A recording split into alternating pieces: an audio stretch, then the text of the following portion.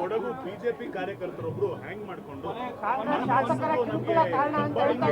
Pressure ಇಂದ suicide ಮಾಡ್ಕೊಂಡಿದೀವಿ ಹೊನ್ನಣ್ಣ ಮತ್ತೆ ಮಂತರ್ಗೌಡ ಅವ್ರ ಹೆಸರನ್ನ ಉಲ್ಲೇಖ ಮಾಡಿದ್ದಾರೆ ಡೆತ್ ನೋಟ್ ಅಲ್ಲಿ. ಅದ್ರ ಬಗ್ಗೆ ಹೆಚ್ಚು ಮಾತಾಡಕ್ ಹೋಗಲ್ಲ. FIR ಆಗಿದೆ, ತನಿಖೆ ನಡೀತಾ ಇದೆ. ತನಿಖೆ ನಡೀತಾ ಇರೋದ್ರಿಂದ ನಾವು ಯಾರು ಕೂಡ ಅದು ಇಂಟರ್ಫಿಯರ್ ಆಗೋಕ್ಕಾಗಲ್ಲ. ಯಾರು ತಪ್ಪಿತಸ್ಥರು ಅಂತ ತನಿಖೆಯಲ್ಲಿ ಬರ್ತದೆ ಅವ್ರ ಮೇಲೆ ಕ್ರಮ ತಗೋತೀವಿ. ಬಿಜೆಪಿ ಡಿಮ್ಯಾಂಡ್ ಮಾಡ್ತಿರೋದು ಹೊನ್ನಣ್ಣ ಅವ್ರದ್ದು ಮತ್ತೆ ಮಂತರ್ಗೌಡ ಅವ್ರ ಹೆಸರನ್ನ ಸೇರಿಸಬೇಕು FIR. ಬಿಜೆಪಿಯವರು ಡಿಮ್ಯಾಂಡ್ಗೆಲ್ಲ ನಾವು ಉತ್ತರ ಕೊಡೋಕ್ಕಾಗಲ್ಲ. ಬಿಜೆಪಿಯವರು ಒಂದು ರೀತಿ ಹತಾಶರಾಗ್ಬಿಟ್ಟಿದ್ದಾರೆ. ಹತಾಶರಾಗಿ ಈ ಥರ ಎಲ್ಲ ಹೇಳಿಕೆಗಳನ್ನು ಕೊಡ್ತಾ ಇದ್ದಾರೆ. ಸಾವನ್ನಲ್ಲೂ ರಾಜಕೀಯ ಮಾಡಬೇಕು ಯಾವಾಗಲೂ ಕೂಡ ಬಿಜೆಪಿಯವರು ಇದನ್ನೇ ಮಾಡೋದು.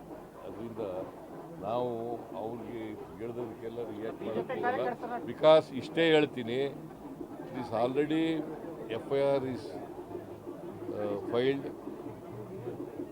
case is registered and investigation is going on. At this stage, I do not want to interfere with the case.